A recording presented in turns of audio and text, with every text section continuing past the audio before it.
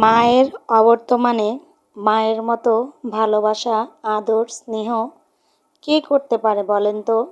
অনেকেই হয়তো বুঝতে পেরেছেন, সে হচ্ছে মার বোন খালা। আর আজকে আমাদের বাসায় আমার বড় খালা এসেছে, যাকে আমি আমার মায়ের মতো ভালোবাসি। তো আমার সেই বড় খালা এসেছে, তার জন্য আজকে কী রান্না করি সেটাই আপনাদের সাথে শেয়ার করব। আসসালামু আলাইকুম, ওয়েলকাম টু মাই চ্যানেল আমার স্বপ্ন ব্লগস। আশা করছি যে যেখান থেকে ভিডিওটি দেখছেন সবাই অনেক ভালো আছেন। আলহামদুলিল্লাহ, আমরাও অনেক ভালো আছি। আসসালামু আলাইকুম রাহমাতুল্লাহ। আপনারা সবাই কেমন আছেন? আমরা সবাই ভালো আছি। এই যে আমার বাবা কত কিছু আনছে। এটা হচ্ছে ডিম, একটা নুডলস, একটা গাজর বিস্কুট, আর এটা হচ্ছে ক্রিম, আর এটা হচ্ছে বিস্কুট, আর এটা হচ্ছে সব মিমি, আর এটা হচ্ছে দুধ সাবান, আর এটা মশলা তৈ, আর এটা বেল, আর তেল, আর বিস্কুট, আর তেল। এগুলো আমার বাবা আসছে। নাপুরা, আপনাদের ভাইয়া সকাল সকাল নাস্তা না খেয়েই নিচে গিয়েছিল। তো বললো বাচ্চাদের জন্য শুধু নাস্তা নিয়ে আসবে। নাস্তার কথা বলে সে কতগুলো খাবার নিয়ে এসেছে। এগুলো বাচ্চাদের সাপ্তাহিক খাবার, কারণ বাচ্চারা তো সকালের নাস্তা, দুপুরে, রাতের পাশাপাশি ওদের বিভিন্ন সময় বায়না ধরে। তো চাইলেই কিন্তু সবসময় নিচে থেকে আনা যায় না, আর সবসময় হাতে টাকাও থাকে না। তো আপনাদের ভাইয়া মাঝে মধ্যে চেষ্টা করে বাচ্চাদের জন্য বেশ কিছু শুকনো খাবার নিয়ে আসার, যাতে ওরা সকালে বা সন্ধ্যার সময় টিফিন খেতে পারে। বা অনেক সময় দেখা যায় মেহমান আসলেও নিচে যাওয়া সম্ভব হয় না, তখন ওই সময় আর কি ঘরে কিছু থাকলে মেহমানদের দেওয়া যায়। আর এখানে লেক্সাস বিস্কুট, এটা সবাই খেতে পারে। অনেকে বলে যে ডায়াবেটিসে মানুষের বিস্কুট, কিন্তু এটা ভুল ধারণা, এটা সবাই খেতে পারে। এই বিস্কুটটা কিন্তু খুব ভালো, মজা খেতে। এই তো কিউট ক্রিম নিয়ে আসছে। আমি এটা দিতে পারি না, কারণ এটা প্রচুর অয়েলি, আমার স্কিনে এমনিতেই অনেক অয়েলি। তো বাচ্চারা বা আপনার ভাইয়া দিবে, সেজন্য এটা নিয়ে আসছে।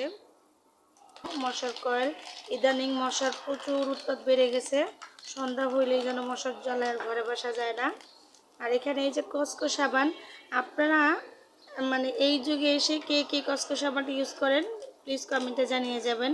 এই সাবানটা আমি কখনোই এর আগে ইউজ করি নাই। এর আগে আপনাদের ভাই একটা নিয়ে এসেছিলো। তো এটার স্মেলটা আর কি খুব ভালো, বাচ্চারা খুব পছন্দ করে এটার স্মেল। তো সেই জন্য আপনাদের ভাই এবার দুটো নিয়ে আসছে। আর এখানে নিয়ে আসা হয়েছে এই যে পেস্ট, ক্লোজ আপ।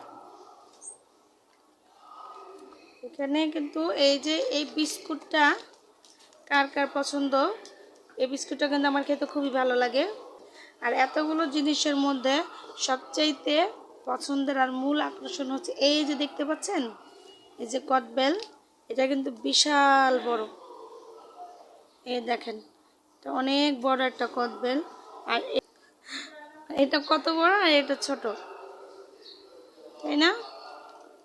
আমার মনে হয় এই খাবার দুটো মানে দেখলেই মুখে পানি চলে আসে, আর সবারই মোটামুটি পছন্দের একটা খাবার। কদবেল পছন্দ করে না এমন মানুষ খুব কমই পাওয়া যায়। আর এই খাবারটা হচ্ছে সবচেয়ে বেশি আকর্ষণীয়। তাই তারপরে আমরা কিন্তু হালকা পাতলা সবজি নিয়ে আসছি, তো আমি রান্নার আয়োজন করব। তো সব কিছু গুছিয়ে রেখে রান্না করতে চলে এসেছি। ভাত চুলায় বসিয়ে দিয়েছি। আর আজকে আপনাদের ভাইয়া লাল শাক নিয়ে এসেছে। তো খালা বলল যে ভিডিওতে দেখলাম সেদিন লাল শাক রান্না করেছো জলপাই দিয়ে, তো রান্না করো, খেয়ে দেখি কেমন লাগে। তো আজ খালার উদ্দেশ্যে আবার সেই জলপাই আর লাল শাক রান্না করলাম, ভাজি করলাম আর কি। আপনারা কি কেউ কি ট্রাই করেছেন কি না অবশ্যই আমাকে জানাবেন। আর আজ রান্না করব সর্ষে ইলিশ। এটা কিন্তু মোটামুটি আমাদের সবারই খুব পছন্দের একটা খাবার। আর সেই দিন যে ইলিশ মাছটাকে আমি ফ্রিজে না কেটে রেখে দিয়েছিলাম, তার কারণ আমার মনে হয় ইলিশ মাছটা ফ্রিজে কেটে রেখে দিলে এটা যে অরিজিনাল গ্রান আর স্বাদ দুটোই নষ্ট হয়ে যায়। সেই জন্য আমি না কেটে এটার আঁশটা পরিষ্কার করে পলিতে পেঁচিয়ে তারপরে ফ্রিজে রেখে দিয়েছিলাম। আর এই তো এখন ইলিশ মাছটা সুন্দর করে আমি কেটে লবণ আর হলুদ দিয়ে ধুয়ে তারপরে মাখিয়ে রেখেছি।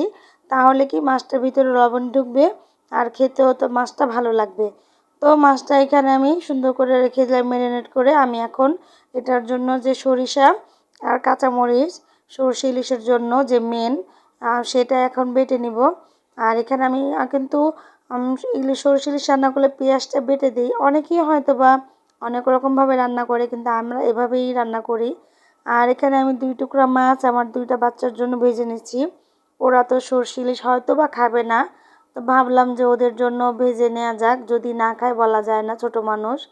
তো এখানে আমি কিন্তু সর্ষেটাকে সুন্দর করে মশলা সব কিছু পেঁয়াজটা সব একসাথে সুন্দর করে ভালো করে কষিয়ে নিচ্ছি, যাতে সরিষার যে একটা কাঁচা স্মেল সেটা চলে যায়।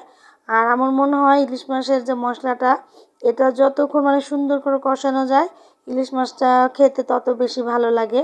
মানে কষানোর উপর নির্ভর করে এটার স্বাদ। আর ইলিশ মাছে আমরা আদা বাটা খাই না, অনেক হয়তো বা খায়, কিন্তু আমরা এভাবে রান্না করি।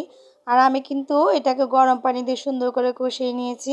আর এখন মাছগুলো একে একে সবগুলো দিয়ে দিলাম। আর আমি কিন্তু সব রান্না আমার মায়ের কাছ থেকেই শেখা, যেহেতু আমি ঢাকায় থাকি আমার মায়ের সাথে, আর আমার শ্বশুর শাশুড়ি তারা গ্রামে থাকে। তো আমার মা যেভাবে রান্না করতো আমি সেম ওই প্রসেসে রান্না করার চেষ্টা করি। আর বাটার সময় তো সর্ষের মধ্যে 2টো কাঁচামরিচ দিয়েছি। আর এখন কাঁচা 2-3টে কাঁচামরিচ একটু কেটে দিয়ে দিচ্ছি, সুন্দর একটা গ্রান আসবে সেজন্য। রান্নাটা কিন্তু আমার অলমোস্ট হয়ে গেছে। আর দেখেন কালারটা এত সুন্দর আসছে, মানে দেখতেই একটা লোভনীয় লাগতেছে, তাই না? আর খেতে আলহামদুলিল্লাহ অনেক অনেক মজা হয়েছিল। আমার মা, খালা, আপনাদের ভাইয়া সবাই বলেছে। আর এখানে কিন্তু আমার খালার জন্য আমি দুপুরে ভাত বেড়ে নিয়েছি। তো আমার সেই সরষে ইলিশ, আমার মা রান্না করেছে সিম আলু শিং মাছ, লাল শাক।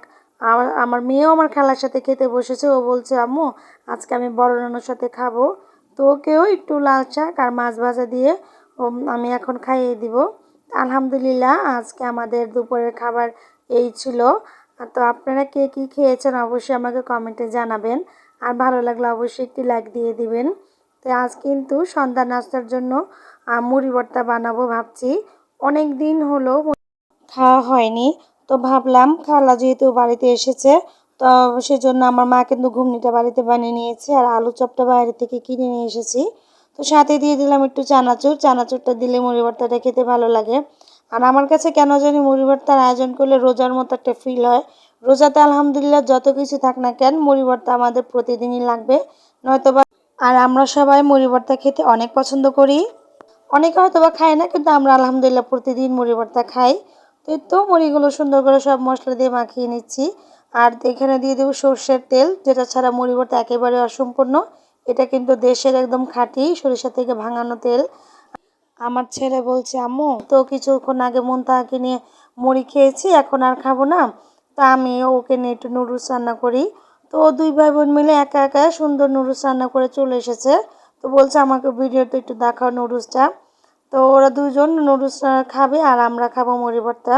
তা আলহামদুলিল্লাহ আজ আমাদের ভিডিওটা কেমন লাগলো অবশ্যই জানাবেন। ভালো লাগলে লাইক সাবস্ক্রাইব করে আমার পাশে থাকবেন। আসসালামু আলাইকুম, আল্লাহ হাফেজ।